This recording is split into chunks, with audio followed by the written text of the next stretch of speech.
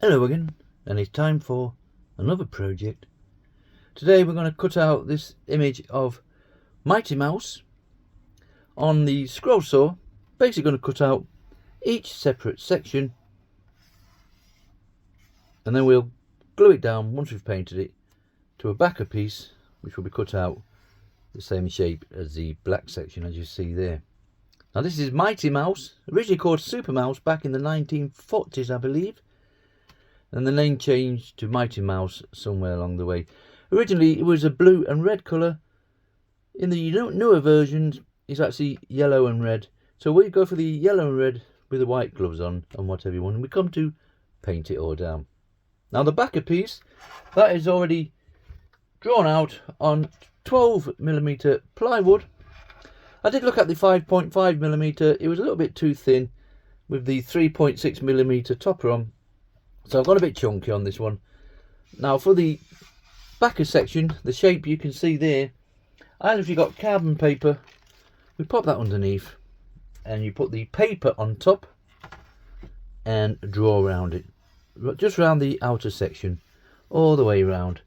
That will leave you a nice outline of the backer section. If you want to do, I suppose you could print out the same image again and stick that down, but you're just wasting 3 pieces of paper and your inks and stuff. So that's our backer section already cut out. Once we've cut it out, we will paint that all nice and black. The top section, I've actually stuck that one down like most scrollers do. We could have gone around that with the carbon paper underneath and drew that out exactly the same, but I've lined it with the painter's touch tape. Just line out the full length of that and then spray some glue on, and then fold your template over and glue that all down nicely. That tape helps when you come to peel off the paper. You can actually peel off the tape and it comes off a lot quicker. Now we've had a little look. There is some what we need: pilot holes. We need to cut inside that section, inside there, and there's one there, and I think there's one down there, maybe not. No, that's it. So 1, 2, 3, 4 little cutouts. And there's one inside that eye we've missed out, so we'll put that other one in there in a minute. There we go. So we can feed the blade through, and like I say, cut out that inner section. Once we cut all these out one at a time, we can place them onto the backer board just to see how they fit. Now on this one, originally this would be the backer board showing through, but I've actually just drew pencil line there. I don't know if you can see that all the way around there, just so we can cut out that shape as well as, and so it's all one level basically, if that makes sense to you. Okay, we'll do the backer board first. It's going to be a Pegas number 5 spiral blade. I do like to use spiral blades, they will cut in any direction. That's just a personal choice. So we'll do number 5, shall we say, for the backer. And when we come to cut out the top section, we'll just knock it down to a number 3. And that's just a smaller blade. But like I say, they do cut in any direction. So you could put your blade there, and you just feed your wood and go around like so. The other 2 blades, which are pin blades, they come on your more cheaper saws, and also you get your pinless blades. That's what the professional boys use. I've tried using both of these literally today, this morning, and I'm all over the place now. Unfortunately, I've got spoiled with those spiral blades, so I struggle with the straight blades now. The only thing with the pin blades, as you can see, those pins on the end, you will struggle to get those in those little pilot holes either way. So pinless on this one, which is a lot better blade, and they just come with your fancy saws with a clamp at top like so. Remember, with all your blades, be them pinned or pinless or spirals, they want to be smooth on the way down and rough on the way up. Right, we'll cut all this out first. I'll go with our Pegas number 5. We'll do the backer section, and then we'll come in with a number 3. Just start cutting all those sections out. Right, so we've got our Pegas number 5 spiral blade set up in the saw. Unfortunately, with my old drapper here, I have to use these adapter clamps at the top and at the bottom. And it's just a little Allen key in the side. Undo that, pop your blade in, tighten it up, and we hook it onto the chrome thing on top. We've took up the tension at the back of the saw on mine. On your newer models, it's just a flick lever at the top, but mine's right at the back there. Just to give us a nice ping ping sound. And you notice there, I've drilled a pilot hole in there. Obviously you could come across there, no problem.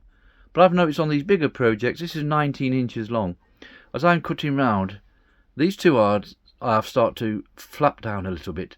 And as you're moving with your wood, this section will catch on the end of the table here.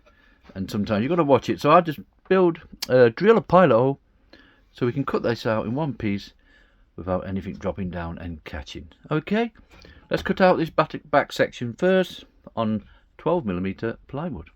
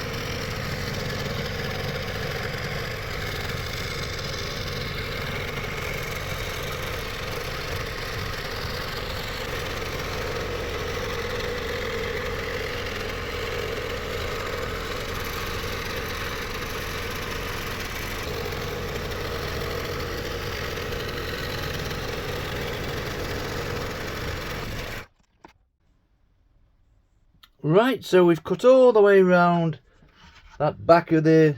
That cut no problem whatsoever. The only thing you will find with your spiral blades is that bit of fluffies on the side. Very, very, just there, look. And it takes a matter of seconds to go around and rub them off like that. I will sand this all down before the finishing line, just to round off those edges there. Be careful with your plywoods. Not too much sanding if you're not going to put paint on and stuff, because it's obviously made of layers. I think there's 7 on this one. 1, 2, 3, 4, 5, 6, 7. So it's 7 layers all glued together and pressed together. And if you sand too much, you will get the yellow coming through. So just beware of that with your sanding. It won't matter to us. That will all be painted black. So there's our back section. So now all we have to do is to cut out the top section. If I can just get it behind here. So we'll cut that out, each piece one at a time, and we can drop them on there just to see what it looks like eventually. So we'll pop the Pegas number 3 blade. There's those adapter clamps I was on about, top and bottom. They're just on your older saws. On your new ones, they're just nice little clamps that squeeze your blade together. So we'll pop our Pegas number 3 in the saw, and we can literally just start from the bottom, cutting out the shoes and just working up whatever we feel like doing. Okay, let's cut out the top section now.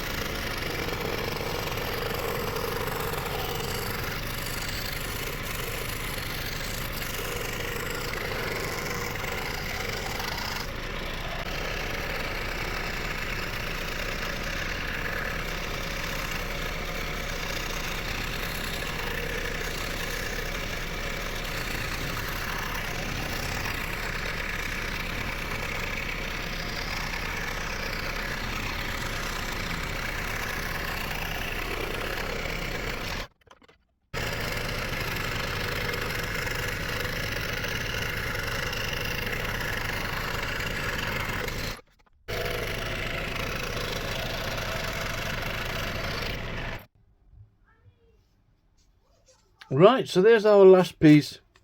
As I've cut each one out, I've took off those little fuzzies off the back.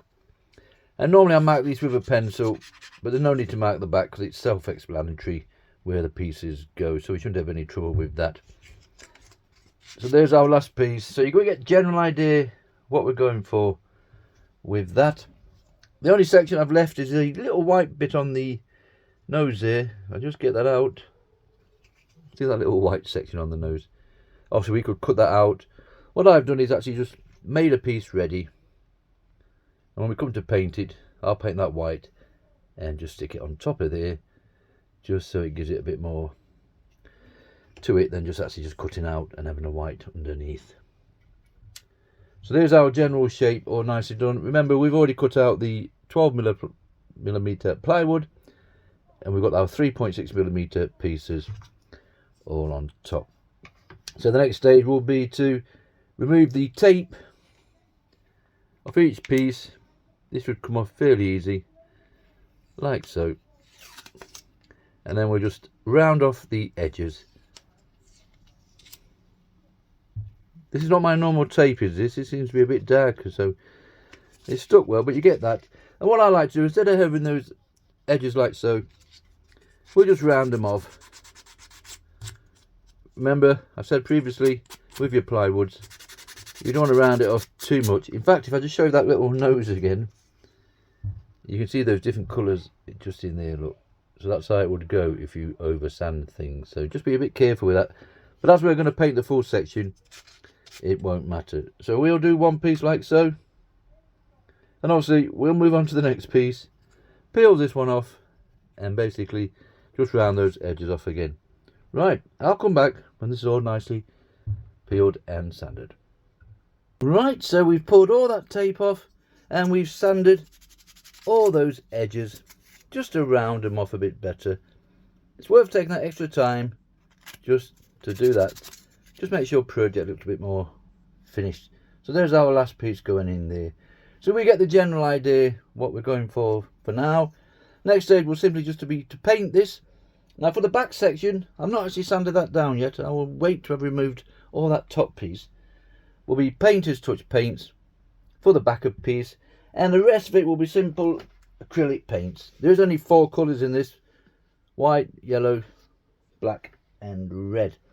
And the black section around here, I will just paint that with acrylic paints, even though we have plenty of black in there, and the difference might just stand out against the black. Remember, we're going to be a lot of black going around all these lines, but hopefully when these colours go on, they'll stand out really nice.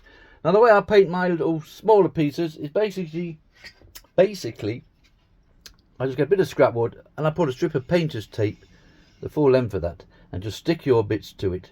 That way you can just hold your piece of wood, do all your painting. Acrylics, we'll have to go over this 2 or 3 times. So ideally you'll end up with little something like that. And that's easier just to paint on there. Once it's dry, you can peel that off, and the same with all the other pieces. Right, it's a nice day today, so we'll set this all up, start painting it all down, and then when we come back, we'll see those lovely colours, and we'll glue it all down, spray a bit of varnish on first. Right, let's start painting this one.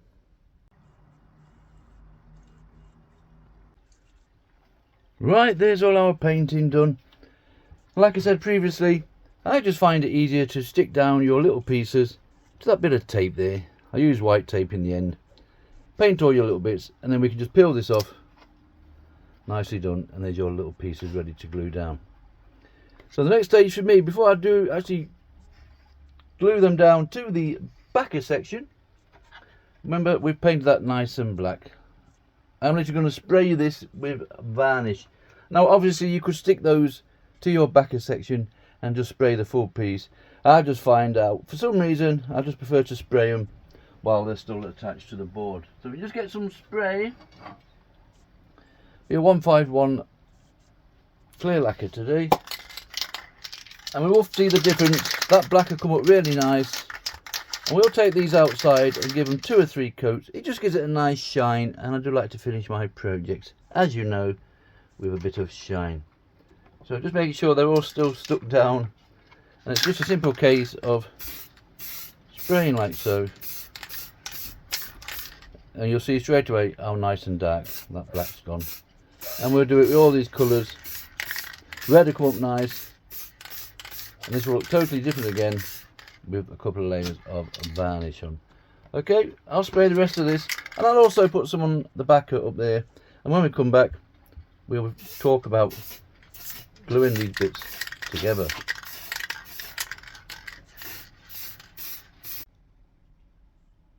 Right, that's all our varnish on. It's just enough to give it a nice shine, as you can see from that, and the same with all the other pieces. It's got a nice shine on there, look. So now it's going to be a simple case of just peeling these off. I've removed these so many ones. You can see those there, look, that are stuck down well, but they take no removing whatsoever. He said with one hand. And we are simply going to place these where they need to be. And we're going to glue them all down. These will stand out really nice against that black background. And the same with the yellows and the rest of the pieces. They'll stand out really nice against that. Okay, gluing wise, I do like to use a mixture of both should I say. Just a 151 there, super glue. There might just be enough in there. And I like to dab on a bit of this at the same time. And it's just a simple case of turning that over, and we can put a few dabs down, and the same with the super glue, and fit it into place once we've worked out where it goes. Right, I'll glue all this down, and then basically just leave you at the last piece just to show you. Super glue, must have stuck my fingers down a couple of times at least. So we've got the one last bit left. Like I said, with the wood glue, I just put a couple of little dabs on. I just find that gives you a couple more seconds to wiggle it into place. Because with the super glue, once that goes down, there's no coming back. So you've got to be a bit careful. And we just put a little dab of these on as well, just go steady. All the way around the piece like so.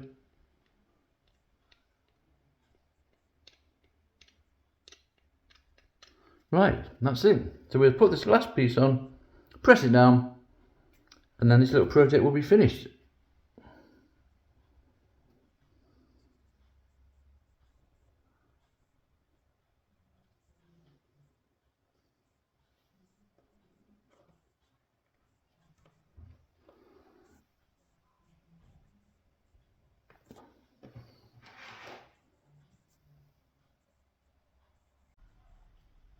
Right, that's it. This little project is finished. So we cut the top section out on 3.6mm plywood, and the backer was 12mm plywood, so it's a nice good solid chunky piece. We use a Pegas number 5 spiral blade for the back and a Pegas number 3 for the top sections. Remember, spiral blades, they're just a personal choice. And you can see there, look, I've still got that glue all over my fingers. Super glue and me don't really get on, but we managed somehow along the way. So we cut it all out, and then we came in and painted it with just acrylic paints. Remember, I like to stick mine down onto a piece of wood with some tape. That just keeps it all in place for you. So that worked fine. For the backer section, just painter's touch paints. And then we came in and sprayed it all with a nice varnish. I do like to have a nice shine on my projects. Doesn't matter what it is. 151 today. It could be yacht varnish. Either. And that is just enough for me, as you can see. Just to give it a nice finish, tough. And I prefer to spray it before I glued it all down. Obviously you could glue it all together, then spray it afterwards. We all have our own little ways and techniques, there we go, of doing things. And for gluing down purposes, same again. I just prefer to use the two glues. One would probably do it just as easy, but for me, that little wood glue just gives you a little time to wiggle it to where you want it. And that's it, we are done. Now the overall size is 19 inches by 10 inches across. Mighty Mouse, originally from the 1940s, called Super Mouse, I believe. And like I said before, it was originally blue and red.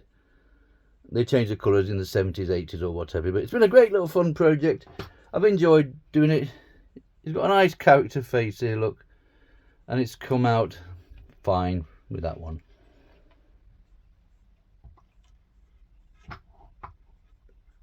Mighty Mouse cut out on a scroll saw on 3.6 and 12mm plywood. Thank you very much for watching.